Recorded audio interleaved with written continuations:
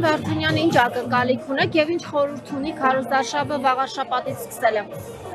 Տեսեք, ակնկալիքը միանշանակ այս իշխանություններից ազատվելն է եւ մեր ժողովրդին, մեր հայրենիքին, մեր տեսակին համապատասխան ու արժանի քաղաքական իշխանություն եւ առաջնորդություն ձևավորելը։ Պարոն Վարդանյան, այսօր Նիկոլ Փաշինյանը քարոզարշավի ժամանակ անդրադարձավ Արցախյան շարժմանը, շեշտեց, որ այն եղել է մի գեներալների հարստացման համար, Դաշնակցությունը իր հերթին Արցախյան շարժման առանցքային նշանակալից դերերից մեկն է զբաղեցրել, ինչպես եք մեկնաբանում Ղարաբաղյան շարժմանը նման որակում տալը։ Տեսեք, դա նման մտքեր, նման գաղափարներ միայն ազգատյաց, սեփական ազգային արժանապատվություն եւ ինքնասիրություն չունեցող մարդկանց գլխում կարող է ծնվել եւ ավելի մեծ դժբախտություն է, որ նման մարդիկ այսօր կառավարում եւ առաջնորդում են մեր պետությունն ու պետականությունը եւ մեկնաբանելու համար կարծում եմ այս բան նույնիսկ եթերային բառապաշար օգտագործելը եւ ընտրելը շատ դժվար է։ Արցախն ու Արցախյան հարցը կարող է նման որակումներ տան եւ Արցախի ու արցախցիների մասին նման բառապաշարով խոսեն միայն ադրբեջանական քարոզչության եւ ադրբեջանական շահերի սպասարկուները։ Ինչպես է գնահատում ընդդիմության, հավաքական ընդդիմության հնարավորությունները։ Շատ բարձր եմ գնահատում հավաքական ընդդիմության հնարավորությունները, կարծում եմ ճիշտ աշխատելու դեպքում շատ մեծ է հնարավորությունն ու հավանականությունը հաղթանակ գրանցելու համար։ Իսկ դուք կոնսոլիդացիա տեսնում եք հավաքական ընդդիմության մեջ եւ եթե վերապրենք նախորդած մի քանի տարիները, ինչպես կգնահատեք ընդդիմության աշխատանքը, որովհետեւ այս օրերին քաղաքական նոր ուժեր են ի հայտ եկել եւ ասում են, որ նախկինում որևէ բան չի արվել իշխանափոխություն իրականացնելու համար։ Տեսեք,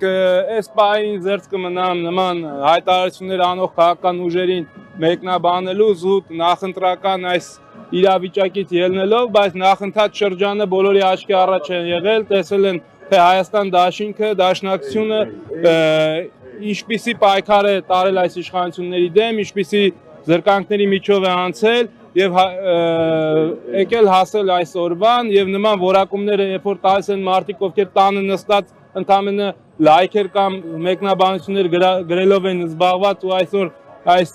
պահին մտել են քաղաքական ընտրապայքարի մեջ եւ խոսում են բաներ, որոնք որ իրականության հետ քիչ աղերսներ ունեն, հասարակության աչքի առաջ է։ Իսկ կոնսոլիդացիա ասվածը այսպես է, մենք հավակնում ենք որպես ընդդիմադիր դաշտում, որպես առանցքային եւ առաջատարը լինելու այդ կարգավիճակին մենք գնում ենք բացարձակ առաջին տեղը ընդդիմադիր դաշտում զբաղեցնելու, թե ինչ արդյունքներ կլինի դրա գնահատական ընտրությունը կկատարի մեր ժողովուրդը, իսկ դրանից հետո թե ով որ ընդդիմության մեջ կլինի առաջին տեղը, իսկ մնացածը թե ինչպես կկոնսոլիդացվեն, թե չեն կոնսոլիդացվի թիվ 1 ընդդիմադիր ուժի շուրջ, դա արդեն նրանց խնդիրն է, եթե հիմա հայտարարում են, որ որևէ կերպ չեն միանալու սրան նրան, այսինքն ինչ Նիկոլին են միանալու, տարօրինակ է։ Թե հայտարարեն միանգամից Նիկոլի համար են մտել ընտրապայքարի մեջ։ Ինչու ընտրել Ռոբերտ Քոչարյան։ Որովհետև Ռոբերտ Քոչարյանը եւ Ռոբերտ Քոչարյանի գլխավորած թիմը եւ այն կուսակցությունը ուժը, ովքեր որ առաջադրել են Ռոբերտ Քոչարյանին, հայ իրականության մեջ նախընթաց շրջանում եղել են մեր ժողովրդի ազգային արժանապատվության, ազգային ազատագրական պայքարի ակունքներում մեծ զոհությունների են գնացել, մեծ զրկանքների միջով են անցել, կարողացել են հաղթանակ ամրագրել, կարողացել են այդ հաղթանակը պահել Ռոբերտ Քոչարյանը եւ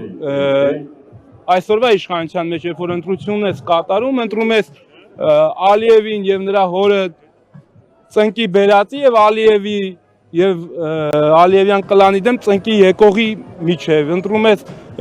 սառնասրտության, կազմակերպվածության, ռացիոնալության եւ հախուռն, գորգորան, ղժղժան ինչ-որ մի խեղկատակի միջև ընտրություն է կատարում կարգ ու կանոնի, հասարակության համերաշխության եւ ընտրություն է կատարում հասարակության պառակտման, բաժանման եւ այս դեգրադացված վիճակի միջև։